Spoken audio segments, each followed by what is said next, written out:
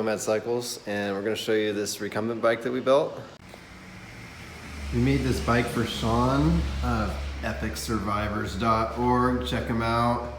He's a multiple time cancer survivor. He's got all kinds of body impediments that would be barriers to normal cycling. And we were able to put this machine together. It took a few iterations figuring out seating positions and seat type that would work for him. We also had handlebars below the seat before, which did not work. So it took a little bit of doing, but he's able to ride this. He's been riding it since January this year. It's now December. He's got a few thousand miles in there. You can see we got 2 motors on it. That's one of the first things that's pretty crazy about this bike. And we did that for his needs. If he's out on delivery. So this bike is a delivery bike. This is an industrial application. He's riding with food all day long. We built this platform on the back. Built this platform on the back here for his heated food box. We heat it off of a DC to DC converter. Working with the main bike batteries and turning it to 12 volts for him. And his heated clothing, like socks and base layers and gloves, all plug into this little, that little bank right there. So this is made for all day use every day. And the dual motors allow each motor takes the stress off the other motor, so they'll last longer and work better over time. But also the first reason was that with his body issues, if he has a breakdown, he won't be able to get home on his own. So we did a couple things along that line to make that possible for him. But the first one was if say if the chain breaks, the hub motor will get him home. And if the hub motor goes out, the mid-drive will be working. So that's pretty cool. And mid-drives is what we normally do here. This is the BBSHD 1000 watt motor. And it's going through the drivetrain. Whatever gear he's pedaling through, the motor's pedaling with him, which really comes in handy for such a heavy bike. And he loads it down. He definitely loads this thing down. And the hub motor, we're not as familiar with the hub motors, but the guys at Grin Technologies made this. You can find them at ebikes.ca. It's a Canadian company. This is their invention and product.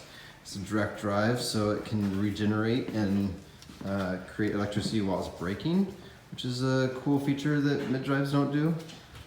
So it's been fun to work with that.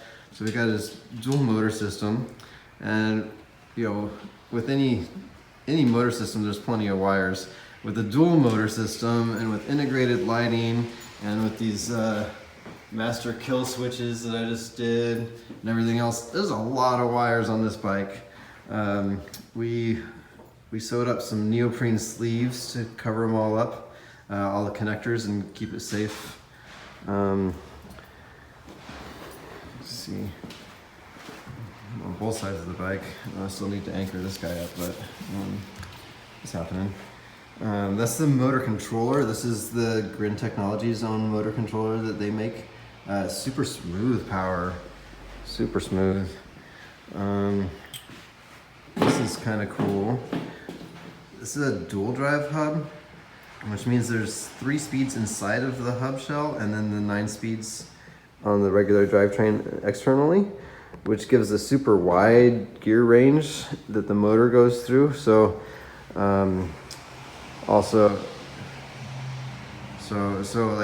if Sean for some reason had to pedal, he'd need a low gear to make it on his own power. So that gives him that. We also upgraded it to some stronger hydraulic brakes here. It's not the dual piston, but it's an oversized piston, and it's a super thick rotor too, which is pretty cool, from Tektro. What else do we got going on here? Such a unique bike. I just wanted to share with you guys. And it's a unique situation.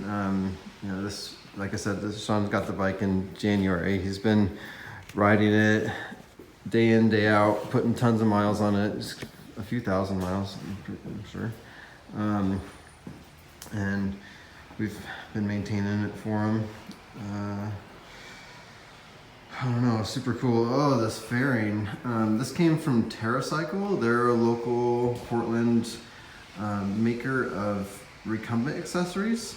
So this whole hinged mast there allows the thing to move forward, and the handlebars are also hinged, so you can move them, slide them both forward, and Sean can get in without a bunch of stuff in his way and then pull them back over him. That's pretty cool. I'm not sure what else. I'll show it to you guys on the ground here in a second.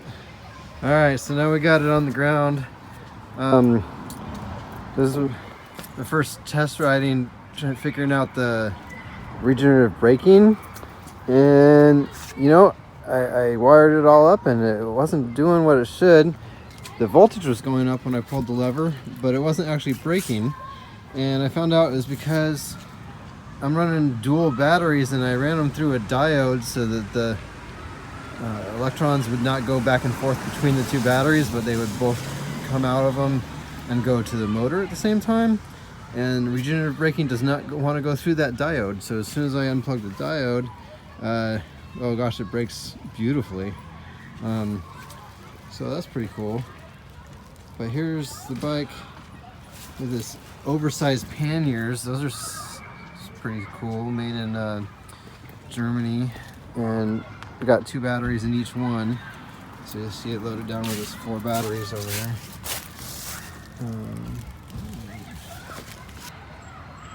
See if we can take it for a ride with the camera.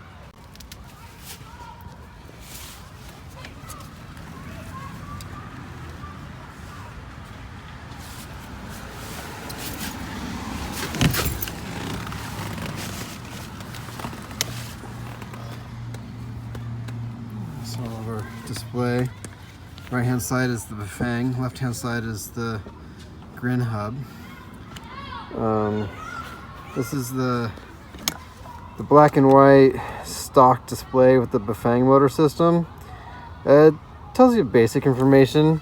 This one gives you a little bit more real-time voltage, how many watts you're pulling at a moment, how many amp hours you've pulled out of the battery, which is actually a way better way to tell how much power you have left in the battery. Luckily with the Bafangs, if somebody wants to know that kind of stuff, there's several other models of display that we can use. Let's turn that back on, there we go. You see also his controls, there's like 2 throttles. This is the dual drive setup for the internal hub on the 3-speed internal. And then the regular shifter for the outer 9, which is pretty cool. So let's see if we can just get this going. One-handed.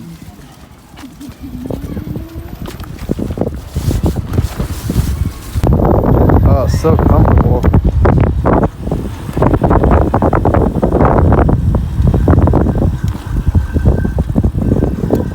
Oh, this is a pretty beefy hill right here.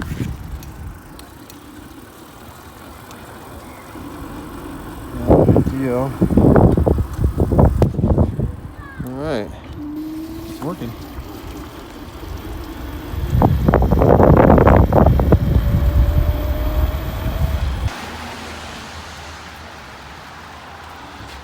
All right, here's Sean, epic survivor. Got his new bike. Oh, new bike. He's been riding it all year. He can't talk while he's all geared up right now. But hell yeah. You see the food box on the back? You do deliveries with this, right?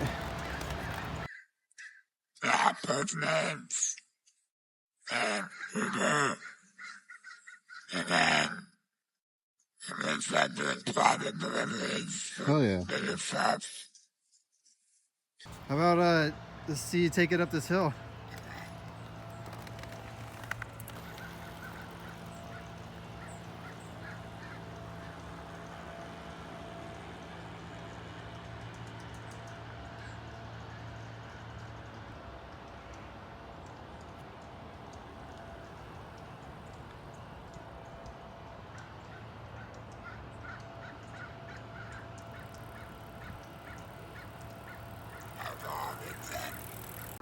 So I almost forgot, I wanted to say, we put 4 brakes on this bike.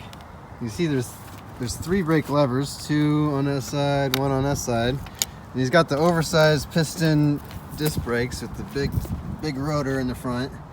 And still big on the back, not as big. But the third brake is a rim brake right here. And the rim brake lever is tied to the regen for the front hub. So the front hub actually kicks in right a little bit before the rear does. But the regen itself is putting power back into the battery, but it's actually braking the bike. So with this much weight, and he also hauls a trailer often, this much weight, you need a lot of braking power. And we got it all set up. I'm kind of surprised it's not more complicated than it is for the 4 brakes, but it worked out really good.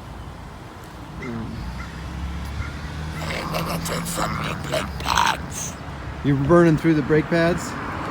Yeah, to begin with, we just had the 2 brakes and he was burning through them. That's a big difference.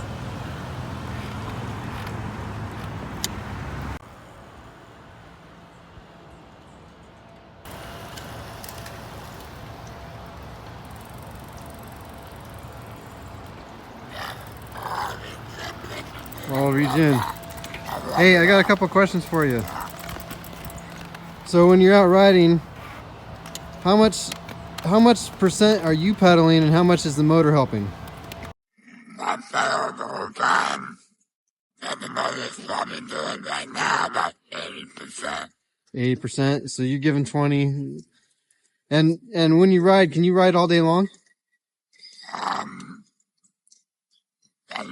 Yeah, not right now since my operation that's it. Yeah. Operations.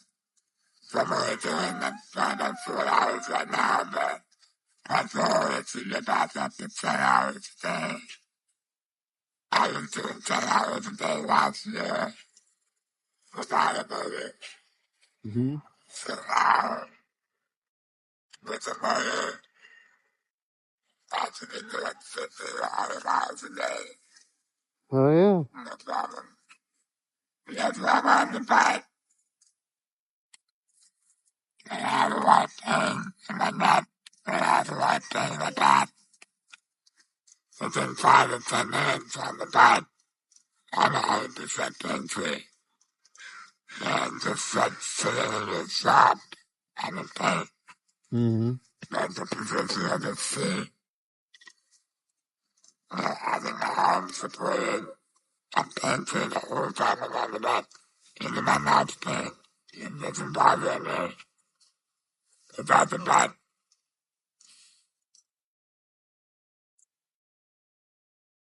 right now without a bike, I wouldn't be doing anything. I don't have the energy to go anyway. And so, without a bicycle, I can't do nothing. I'm just simply going to the mats, to go to the doctor's and battery, been doing the whole day. Mm-hmm. I've been horrible pain. And with the bike, you said you're out of pain when you're on the bike. I'm pain free right now. After just riding for a couple minutes. Just simply at the shop, yeah. Even my mouth pain doesn't bother me. I gotta make sure I just take my mind off the pain. I think that the importance and the chemicals that the brain does, like the adrenaline, I just overrides the pain. Yeah. And so I spend a lot of my time on the bike. And so I really work hard to make this bike dependable. So if I break down, I don't have the energy to walk home. So I'm more independent. It wasn't, so they put 2 motors on it. So if one part of it fails, I have a backup system. And nothing showed me that. So I'm working with this light system January. And the whole life is on the bike.